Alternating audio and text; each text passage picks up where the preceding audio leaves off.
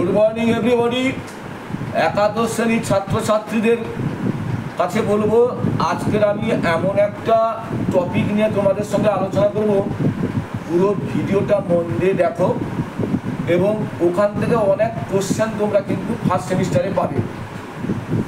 টপিকটার নাম হচ্ছে hydrogen peroxide. এইটা নিয়ে আমি আলোচনা করব। তাহলে চলো আমরা আলোচনা করি। হাইড্রোজেন পারক্সাইডের পরীক্ষাগার প্রস্তুতি।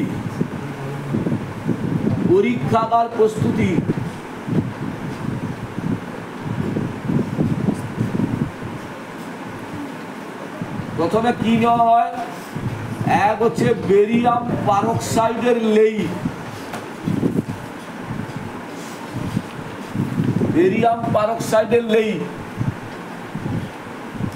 দুই হচ্ছে লঘু সালফিউরিক অ্যাসিড।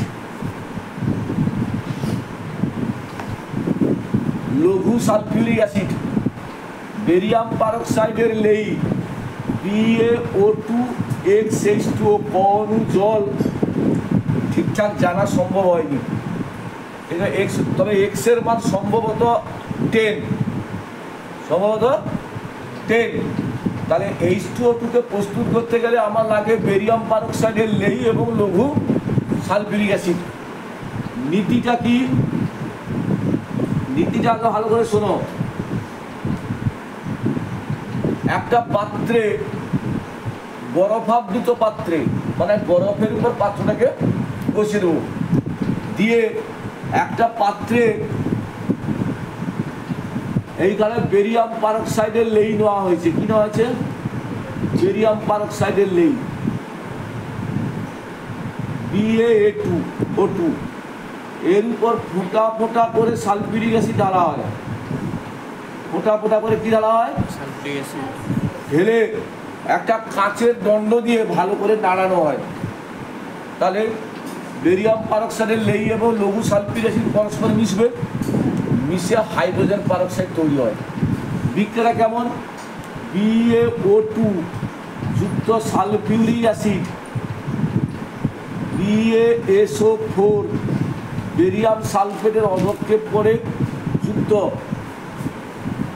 H2O2 উৎপন্ন হয়। H2O2।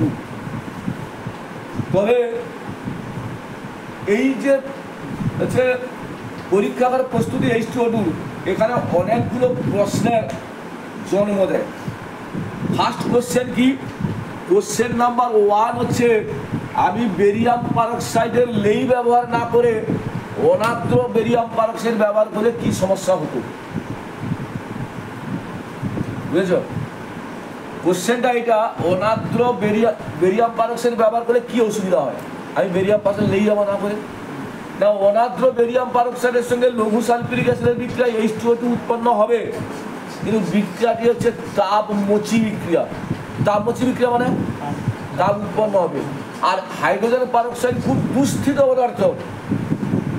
সামান্য তাপ পেলে কিংবা উঁচু স্থান থেকে নিচু স্থানে গড়িয়ে পড়লে কিংবা একটা বোতলে রেখে ঝাঁকানো হয়, H2O2 ভেঙে যায়। H2O2 ভেঙে গিয়ে কি উৎপন্ন করে? H2O2 ভেঙে গিয়ে জল উৎপন্ন করে এবং অক্সিজেন তৈরি করে। আমরা কাকে তৈরি করতে চাই? H2। কিন্তু পরিবর্তে আমরা কাকে পাচ্ছি? জল আর অক্সিজেন। যার জন্য বেরিয়াম পারক্সাইডের লেই ব্যবহার করা হয়, অনাদ্র বেরিয়াম পারক্সাইড ব্যবহার করা হয় না। লেই ব্যবহার করলে কি হবে?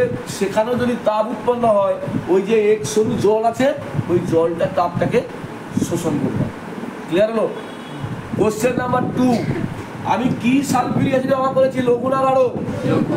কেন গাঢ় সালফিউরিক অ্যাসিড ব্যবহার করা হয় না? হাইড্রোজেন পারক্সাইড প্রস্তুতিতে কেন গাঢ় সালফিউরিক অ্যাসিড ব্যবহার করা হয় না? গাঢ় সালফিউরিক অ্যাসিড হচ্ছে তীব্র জারক অ্যাসিড। উৎপন্ন H2O2 কে সে জারিত করে দেয়। ফলে আমরা পরীক্ষাগারে H2O2 পাই না।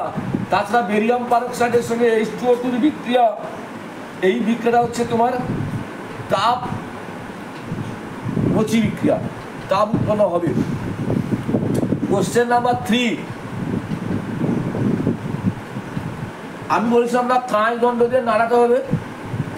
কেন কাঁচ দণ্ড দিয়ে নাড়াতে হয়? যদি না নাড়াই কি অসুবিধা হবে? এখানে বেরিয়াম পারক্সাইডের লেয়ারের উপর ফোটা ফোটা ফোটা ফোটা করে সালফিউরিক অ্যাসিড যোগ করলাম। সালফিউরিক অ্যাসিডটি যেই অংশটাই পড়বে কেবল সেই অংশেই কি হবে? H2O2 উৎপন্ন হবে, বাকি অংশে H2O2 উৎপন্ন হবে না, ফলে বিক্রিয়কের অপচয় ঘটবে, বেরিয়াম পারক্সাইডের অপচয় ঘটবে। নেক্সট হচ্ছে যতটা ধরো আমি যতটা পরিমাণ বেরিয়াম পারক্সাইড নিয়েছি সেই পরিমাণ মতো লঘু সালফিউরিক অ্যাসিড যোগ করব, কিন্তু আমরা সবসময় লঘু সালফিউরিক অ্যাসিডকে একটু অতিরিক্ত যোগ করব। কোশ্চেনটা এইরকম যে হাইড্রোজেন পারক্সাইড প্রস্তুতির সময় কেন উদ্বৃত্ত অ্যাসিড নেওয়া হয়, মানে অ্যাসিডকে একটু বেশি নেওয়া হয় কেন? তার কারণটা হচ্ছে উৎপন্ন H2O2, আমি তো বলেছি H2O2 খুব কী পদার্থ? দুস্থির পদার্থ। সামান্য তাপ পেলে কিংবা উঁচু স্থান থেকে নিচু স্থানে গড়িয়ে পড়লে ভেঙে যায়। যাতে না ভেঙে যায় অতিরিক্ত অ্যাসিড যোগ করলে লঘু সালফিউরিক অ্যাসিড নেগেটিভ অনুঘটক হিসাবে কাজ করে H2O2-র বিয়োজনটাকে মন্থর করে দেয়, মানে H2O2 কিছু ভাঙতে, যার জন্য সালফিউরিক অ্যাসিডকে কী করা হয়? অতিরিক্ত পরিমাণে যোগ করা হয়। নেক্সট কোশ্চেন দেখো, যাই বলবো H2O2-কে যখন সংরক্ষণ করা হয় তখন আমরা H2O2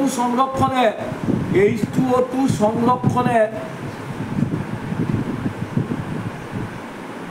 লঘু সালফিউরিক অ্যাসিড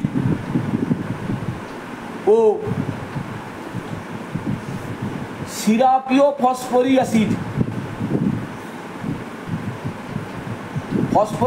H3PO4 সিরাপীয় ফসফরিক অ্যাসিড কোনটি ব্যবহার করা যুক্তিযুক্ত? কোনটি ব্যবহার করা যুক্তিযুক্ত?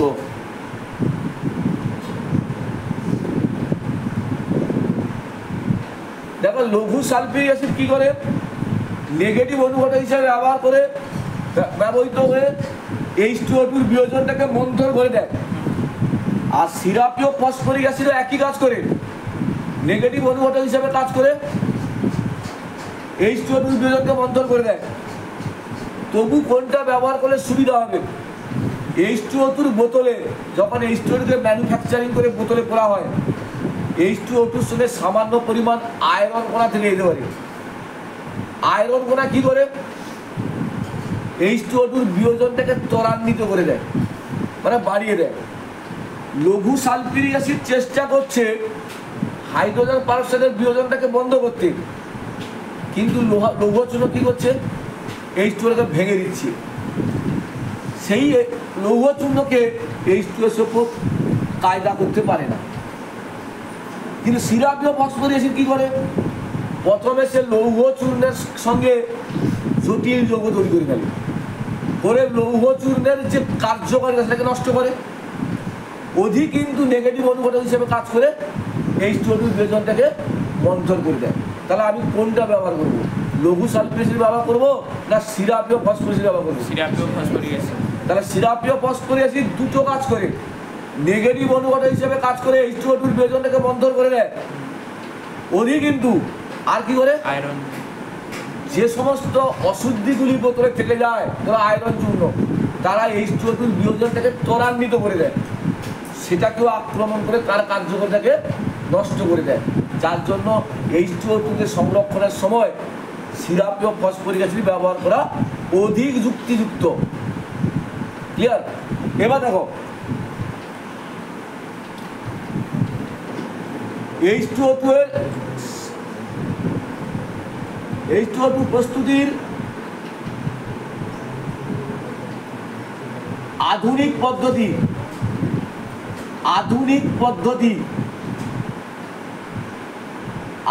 পদ্ধতিতে কি হয় কেমন দেখো, তোমরা দেখো ভালো করে, এই যৌগটার নাম জানো?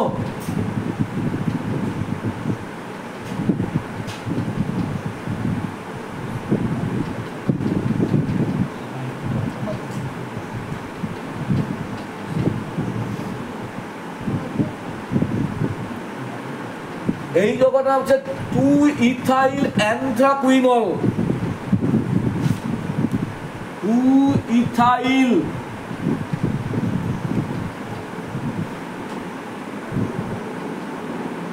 অ্যান্থ্রাকুইনল,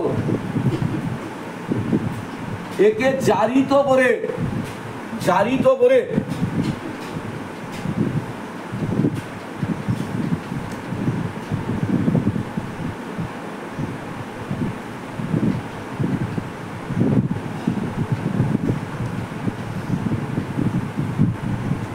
টু-ইথাইল অ্যান্থ্রাকুইনল ছিল, এটা হয়ে গেল 2-ইথাইল অ্যান্থ্রাকুইনোন।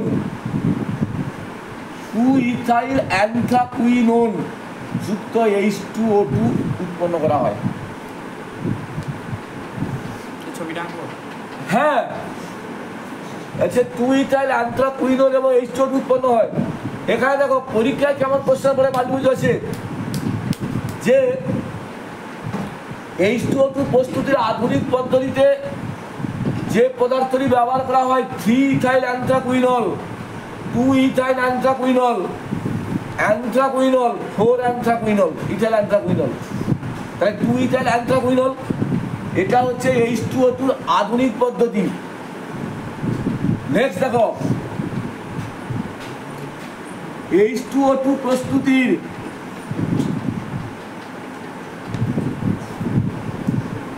H2O2 প্রস্তুতির শিল্পোৎপাদন পদ্ধতি।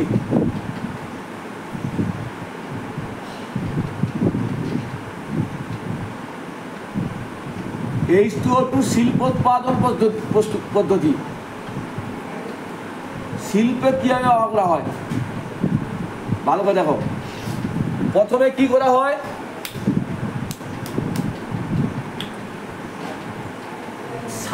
লঘু সালফিউরিক অ্যাসিডকে 50% লঘু সালফিউরিক অ্যাসিডকে প্ল্যাটিনাম তড়িৎদ্বারের সাহায্যে তড়িৎ বিশ্লেষিত করা হয়, করে উৎপন্ন করা হয় H++HSO4-। বুঝছে? জলও ভাঙে, জল ভেঙে উৎপন্ন করে H++OH-। ক্যাথোডে কে যায়, ক্যাথোডে যায় H+, দুটো ইলেকট্রন নিয়ে হাইড্রোজেন গ্যাস মুক্ত করে। অ্যানোডে কে যায়, অ্যানোডে যায় HSO4-, দুটো ইলেকট্রন ছেড়ে দিয়ে H2S2O8। খুব ইন্টারেস্টিং জিনিস, এই যৌগটার নাম হচ্ছে পার ডাই সালফিউরিক অ্যাসিড। পার ডাই সালফিউরিক অ্যাসিড, পার ডাই সালফিউরিক অ্যাসিড, এই যৌগটার নাম হচ্ছে পার ডাই সালফিউরিক অ্যাসিড। এর আরেক নাম হচ্ছে মার্শাল অ্যাসিড। এর আরেকটা নাম কি বললাম, মার্শাল অ্যাসিড। মার্শাল পরীক্ষায় মাল্টিপুল চয়েসে বলে মার্শাল অ্যাসিডের সংকেত কোনটা, H2S2O8 পার ডাই সালফিউরিক অ্যাসিড বা মার্শাল অ্যাসিড। এই H2S2O8 কে জল দ্বারা আর্দ্র বিশ্লেষিত করলে সেখানে উৎপন্ন হয় H2O2 যুক্ত H2SO4। তাহলে আমার H2O2 উৎপন্ন হলো। এটা জানো H2O2 শিল্পোৎপাদন পদ্ধতি। এই প্রসঙ্গে বলে রাখি, তোমরা জানো H2SO5 এর নাম কি, পার মনোসালফিউরিক অ্যাসিড। এর আরেক নাম ক্যারোর অ্যাসিড। পার মনোসালফিউরিক অ্যাসিড বা ক্যারোর অ্যাসিড। H2S2O8 পার ডাইসালফিউরিক অ্যাসিড বা মার্শাল অ্যাসিড। এটা জানো H2S2O7 পাইরোসালফিউরিক অ্যাসিড বা অলিয়াম। তো ছাত্রছাত্রীরা আজকের প্রস্তুতি নিয়ে আমি আলোচনা করলাম। পরবর্তী ক্লাসে আমরা কি আলোচনা করবো, H2O2 ধর্ম নিয়ে আলোচনা করবো। তোমরা ততক্ষণ পর্যন্ত ভিডিওটা ভালো করে দেখো, বন্ধুদের সঙ্গে বেশি বেশি করে শেয়ার করো এবং সাবস্ক্রাইব করতে বলো।